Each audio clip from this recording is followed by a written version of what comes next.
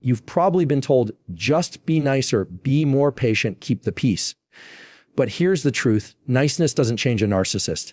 In fact, it fuels them. What will change the game is you shifting from people pleasing to boundary setting. Today, I'm going to show you exactly how to do that calmly, confidently, and without apology.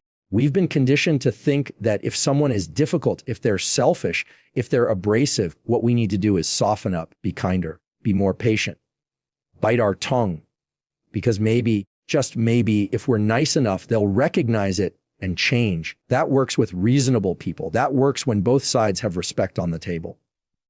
But with a narcissist, that same niceness doesn't register as kindness. It registers as weakness.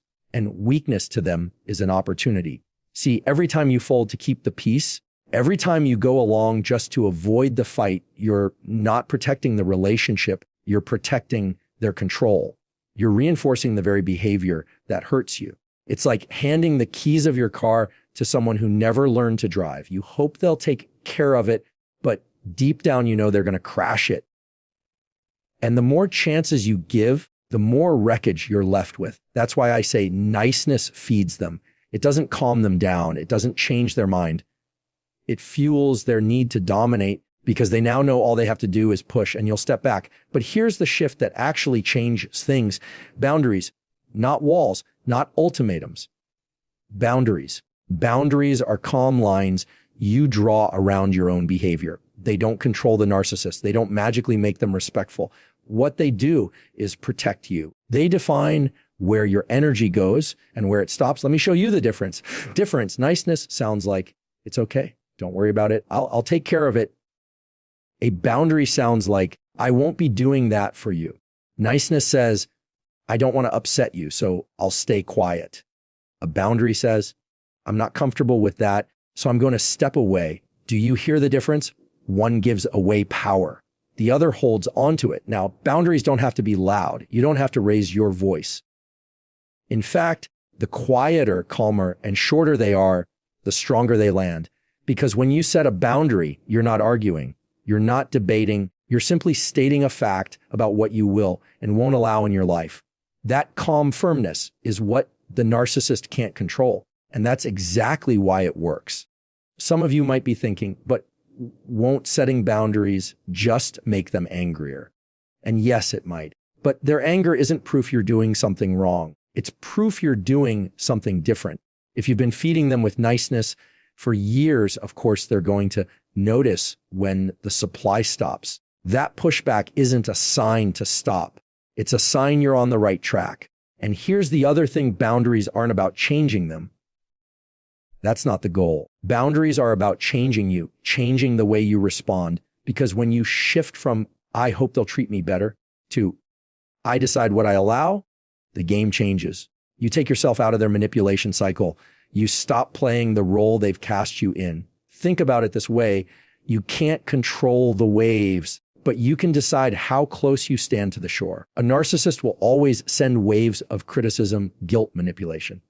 But you get to decide how far back you stand. You get to decide whether you're going to be knocked over every time or whether you're going to plant your feet and hold your ground. The more you practice this, the more natural it becomes. The first time, your voice might shake. The second time, you'll feel steadier. Over time, you'll realize you don't have to explain, you don't have to justify, you don't even have to convince. You just have to calmly draw the line and hold it. And that's the beauty of boundaries. They're not about aggression. They're about clarity. They're not about punishing. They're about protecting. And the more you use them, the less power the narcissist has over you. Because the truth is, the power they've held all this time, it was never really theirs. It was yours.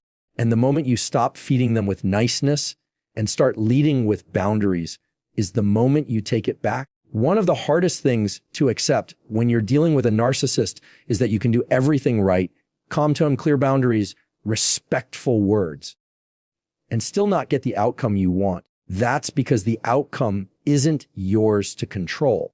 And if you make their reaction your scoreboard, you'll always lose because they're not interested in fairness. They're interested in winning. Most people get stuck here. They think, if I just phrase it better, if I explain it one more time, if I stay calm enough, maybe this time they'll get it. And every time it doesn't work, you end up frustrated, drained, and doubting yourself. That cycle keeps you locked in because you're tying your piece to their approval. And that's exactly the hook they want you caught on. Here's the truth. Your job isn't to convince them. Your job is to stand firm in who you are and what you allow. That's it. When you detach from the outcome, you take back your leverage. You're no longer waiting for them to validate you. You're no longer bargaining with someone who was never negotiating in good faith. You're simply saying, this is where I stand, and letting their reaction be theirs to own. Think of it like this. Imagine you're playing chess with someone who keeps knocking the pieces off the board, flipping the table, and then insisting they won. If you keep trying to reset the board and play fair, you'll be stuck there all night. But if you walk away, you win, not because they admitted defeat, but because you stopped letting them play the game with your time and energy. That's what detaching from the outcome looks like. You stop needing them to agree. You stop hoping for that moment where they finally say, you're right, I was wrong. And instead, you anchor your piece in your own actions, not theirs. Now, I know what you might be thinking. If I don't care about the outcome, doesn't that mean I've given up? No, detachment doesn't mean you don't care. It means you care about the right thing. Your own self-respect. It means you're done riding the emotional roller coaster of their reactions. You can still want the relationship to be better. You can still hope for change, but you stop basing your worth on whether or not they deliver it. And when you do that, something powerful happens.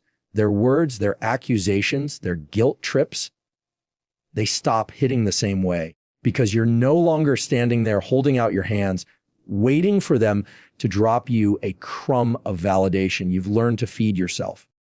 Here's a simple shift you can use in the moment when they attack.